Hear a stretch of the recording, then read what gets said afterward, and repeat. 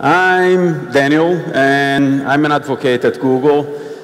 And I do a lot of internal advocacy now, and my job is to work with our executives and try to help them make better decisions using our internal data. So in general, I build internal data platforms using our internal data. I manage those platforms, and I work with other teams to make that data useful. And it's really nice because I get a chance to work a lot with our engineers to build pipelines, and with marketing teams, legal teams, and business teams as well.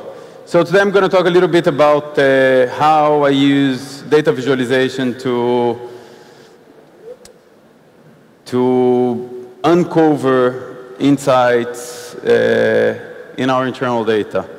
Now, probably all of you have heard this message that Google talks about a lot, right? So delivering the right message, the right person at the right time. And that's really important. Google has several products that do that, and it's really important for our revenue, obviously. Now, I don't work with that at all, so that's not what I do. My job is, on a day-to-day basis, I'm always trying to find the right chart for the right purpose with the right design. So that's more or less what I do. So I'm always trying to find interesting data, interesting charts for the right purpose, which is kind of difficult sometimes to find the right data for the right purpose. And obviously, I deal a lot with designing charts and visualizations to do that.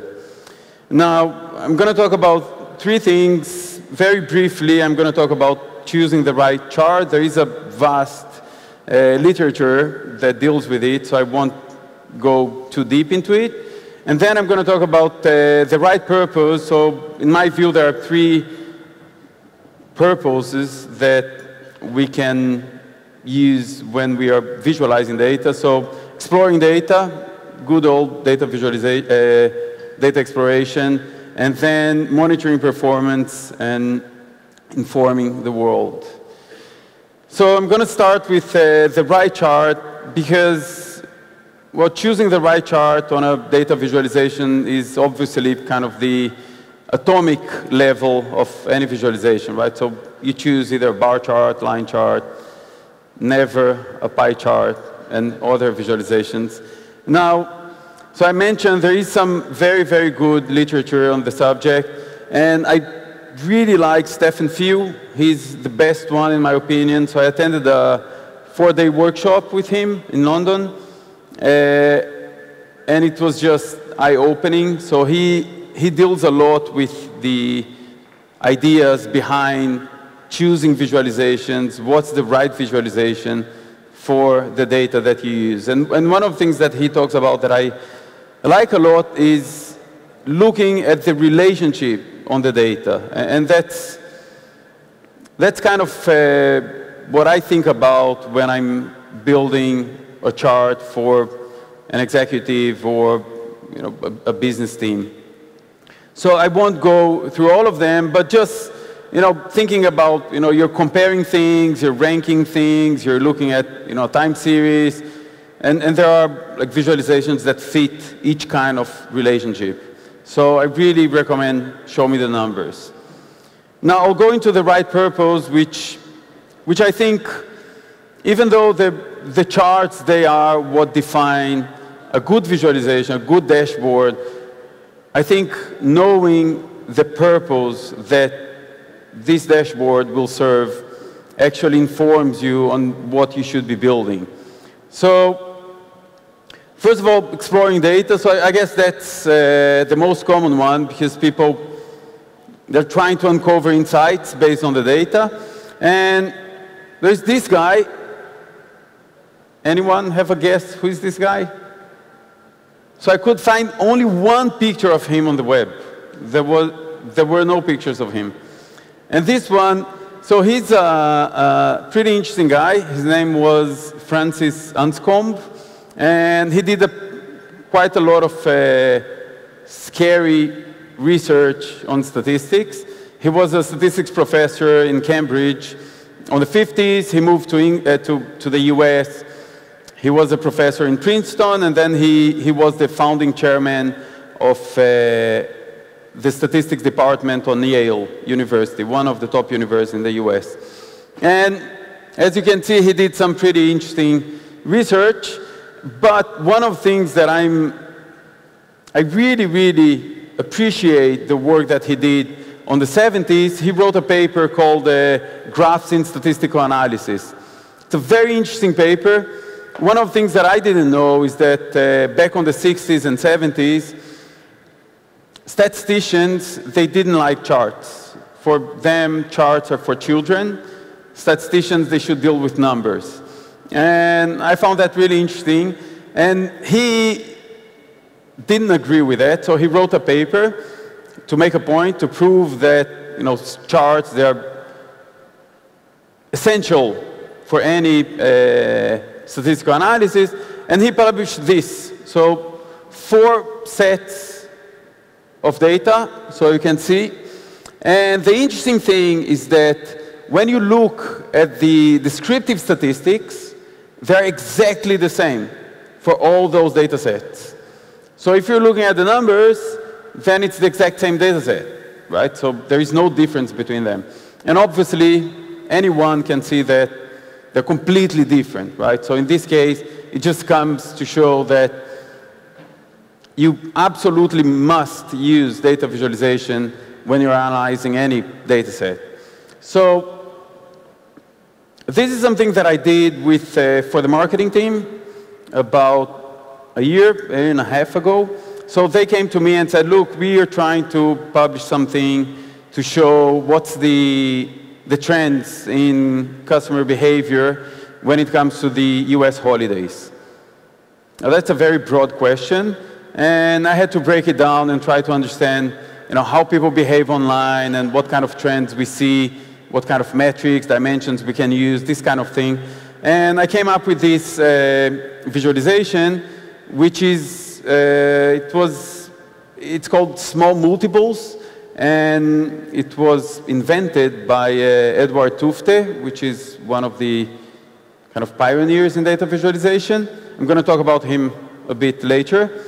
And what he does is he takes a bunch of metrics and dimensions to segment the data, and then you can see spread in the page 1 line per chart. And then it's much, much easier to kind of understand the patterns on the data. And just one thing that is important to know is that when you do that, it's very important the order that you choose for the dimension. So for example, am I going to rank all those charts from the highest profit to the lowest profit, or from, you know, the highest amount of visits to the lowest amount of visits? So this kind of decisions you have to make, and it's very interesting to change the order of things. By the way, so all the charts that I'm showing here, I use Google Data Studio, so just a note. This one, so based on those charts, we did some further analysis, and we came up with this one, which is based on that. Those are the conclusions that we came. We published on Think with Google. So as you can see, this is, we call it a deviation chart. A deviation chart, you show the average, everything that is above the average and below the average. And since we're talking about the US holidays, you can see here only things that are above the average, right? Because the internet usage is much higher during the US holidays. Now, so we can see Veterans Day, and then we see Black Friday, Cyber Monday, Green Monday. Green Monday is the last Monday before that you can ship goods before Christmas. Right, so there is this date, which is a pretty heavy day in terms of internet transactions. And then you can see the first weekend post-holiday, so people changing stuff. And Yeah, so that's what we publish in the end, and this is just an example of using visualization to analyze data. Right, the second type of purpose that we see a lot, and probably most of you use on a daily basis, is monitoring performance. So you're just looking at, how are things going over time, and usually you would use only line charts. So there are very few occasions that you use something else apart from line charts. So this is something that I did for one of our product teams. So we wanted to track adoption of one of our features on Google Analytics. And so I changed the names to comics because that's what I like. So I thought it would be more interesting to use comics than the actual things that we were tracking internally. So what we saw, so we look at the top charts, so we can't see really clearly here, but there are some drops in the data. So you can see the black line here just dropping, and that kind of, there's a red flag that something is happening, that the adoption is going down for a certain feature or whatever.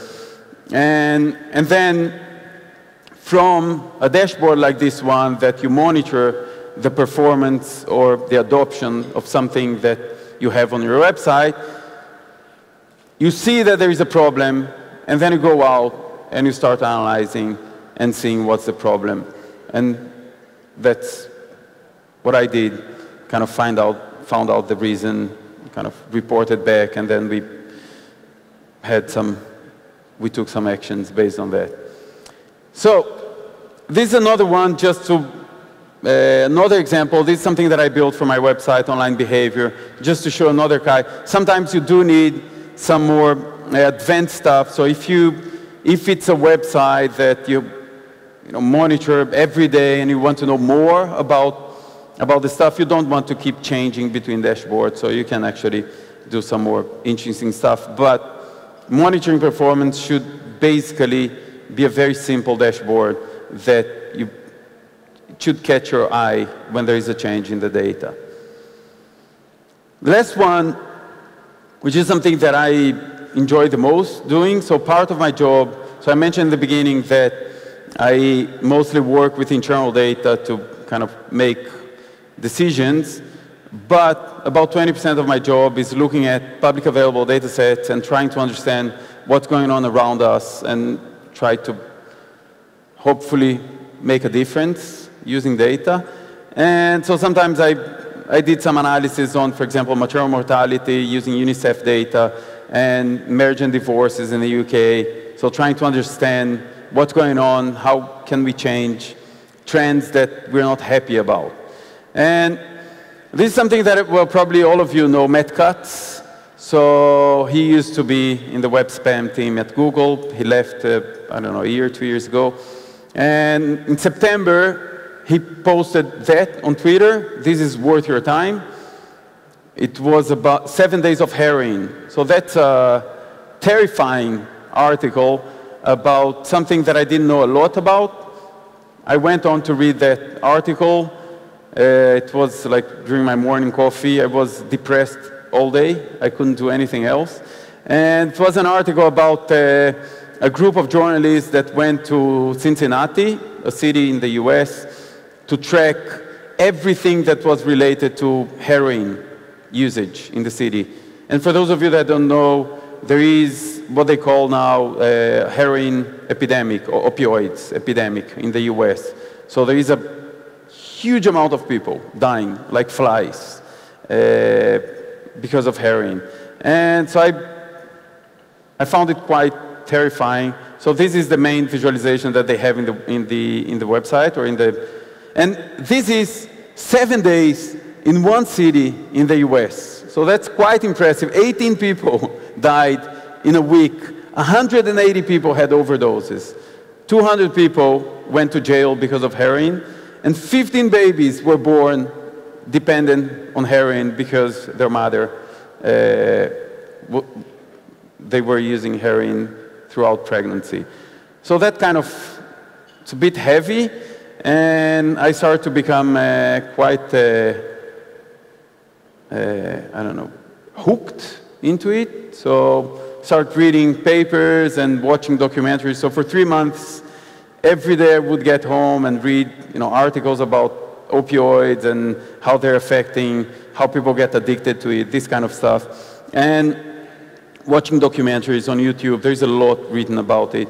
So I decided that I couldn't really understand the picture, so I went searching for data sets to kind of see what's going on. And well, first of all, I found some places that they already had some data sets and some visualizations. This is from the CDC, the Center for Disease Control and Prevention in the US. So they had this visualization. So they actually have the best data set when it comes to heroin usage and deaths. So this is an interesting visualization. So what you can see is all the states in the US that had a statistically significant increase in heroin deaths from 2014 to 2015. So statistically significant. Then as you go through the tabs, you will see, so this is between 2013 and 2014, the increase. This is the heat map when it comes to death rates, right? So this is 2015 and this is 2014. It was kind of interesting, but didn't really give me a picture on what's going on, right? So I went to another website. So this is the UN Office for Drugs and Crime, and they have just this table. So I downloaded the data from CDC, I downloaded the data from the UN UNODC, I don't know how you pronounce that. So, and I downloaded from another website, 538, which is a media company in the US that they kind of collect and analyze data as well. So I came up with an analysis, so I went to Data Studio, I uploaded all the data from those 3 data sets. There was quite a lot of data handling behind that, so it took me a while. And I started building visualizations. Now, the first question that I wanted to see, I think it's interesting, is how do opioids usage compare to other drugs? Right? And we can see alcohol, cannabis, pretty high, and then you have the other ones. Now, the interesting thing about heroin is that when you look at heroin comparing to other kind of strong drugs, you can see cocaine and crack. They have a much higher adoption for older people than heroin, which was by itself quite interesting. Now, the thing is, when you look at death rates, heroin takes it by far. So it's way more people dying of heroin. So there is an interesting thing going on with heroin. Maybe because people die faster, right? So they don't get to 35 to 49, so that's an option. But maybe there is other kind of interesting insights from that. Now, the second thing that I wanted to know is how does the US, so there is an epidemic in the US, so how does the US compare to other countries? And as you'll see, in terms of total deaths, which is the top bar chart, we can see the US is kind of way ahead of all the other countries, right? So Russia is second one, and then Ukraine. Now, when it comes to deaths per million, which is a better metric, right? Because the US has way more people than most other countries. So you see the US is the first one. Iceland is kind of an outlier because they had just, I think, 45 deaths in the year, but because they have such a small population. But then you have El Salvador and Sweden, which I was quite surprised to learn, and also Australia. So that's like comparing. So first looking at heroin versus other drugs, and then the US versus other countries. And this is when it comes to the US, when you look at the states. So there are some worrying trends. So there are some countries, so you look at California, for example, the top one in terms of absolute deaths, you'll see that there actually are on the average, right? So the red line is the average. So you'll see in terms of death rate, which is the second column, you'll see that they're just on the average. But there are other countries like Ohio, Pennsylvania, and especially Massachusetts, that they already have a very high death rate, and they're increasing very rapidly. So that was an interesting insight in terms of where are the focuses that we should be working on.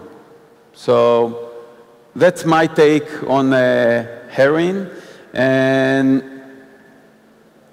yeah, so talking about design, and just quickly, there is a lot written about it, and I wanted to bring that one to you. So Edward Tufte is the pioneer when it comes to data visualization, and he wrote a book called The Visual Display of Quantitative Information, I think in the 70s or 80s, and it's still the most kind of respected book when it comes to data visualization. And the most important thing, and I believe, you know, as part of the team maybe, that Data Studio does a great job when it comes to that, which is, we should be always thinking about data ink, right? So how much of the ink, right, that you use on a dashboard or any visualization is used on things that are not redundant, right? So they cannot be taken out. So the actual line on the chart, or the numbers, or the bars, instead of using things on, you know, borders and backgrounds and this kind of stuff. So this is extremely important to keep charts clean, always, always. Take everything out. Everything that is not data ink should be taken out of the charts. Now, to finalize, one of the things that I'm very, it's very important for me when doing visualization is taking the time. And this guy, so it's, well, here, when I talk about him in other places, no one knows who he is. But, so Saleat, in my opinion, is a great song in general. I love him, but I think when I think about visualizations, I think a lot about driving, because driving, when you do it, all of us, we go beyond the speed limits once in a while, maybe because it's fun for some people, or because you're in a hurry, or you just, I don't know, something for some reason. Now, it is an accepted truth that, you know, driving too quick is not very good for you, for people around you, right? Because there are more accidents. And when you do that, often you feel kind of guilty that, you know, you're driving too fast or something. Now, the problem with visualizations is that it's obviously a disaster for you to build a dashboard because there is someone really important that needs the data, so you'll build in 5 minutes or 10 minutes or 1 hour, and you won't take the time to do it properly, right? So that's extremely important when building visualizations, to take the time. I know that not everyone has the time to build visualizations, but it's just, if you build it wrong, then people will make wrong decisions. So it's pretty bad for business. So it's better not to do than doing it wrong. Which brings me to a last point from Stephen Few, the guy that I mentioned at the beginning, from Show Me the Numbers. He started something called the Slow Data Movement, and it's based on a number of other movements, like slow food and slow reading, that kind of encourages people to take the time doing stuff because it's important for business or pleasure, right? And just so Gartner, when they published the kind of definition of big data, it's all about volume, velocity, and variety. Right? So that's what defines big data. Now, when it comes to slow data, what we think about is small, slow, and sure, because it doesn't matter that you have a lot of data. What the insightful data or important data will always be a very small part of the entire data set. Slow because as you go faster, you make more mistakes. So we should always be very slow when building dashboards and doing data analysis. And sure, because it's better, you have to be sure about the results. You have to go through all the tests and everything before you send something to someone. Now, takeaways. First of all, finding the right chart for the right purpose with the right design. I think every time that we're building a dashboard, think about those three things. It's really, really important to make sure that you're building the right thing. Then keep the audience goal in mind. So if you're building, doing a data exploration, think about uncovering insights, monitoring performance, you're tracking success. So there is different audiences, and informing people, I think it's extremely important. And let's take extra time to go through the data. First, because you'll make less mistakes, and second, because it's really fun. So why not take the time? Thank you.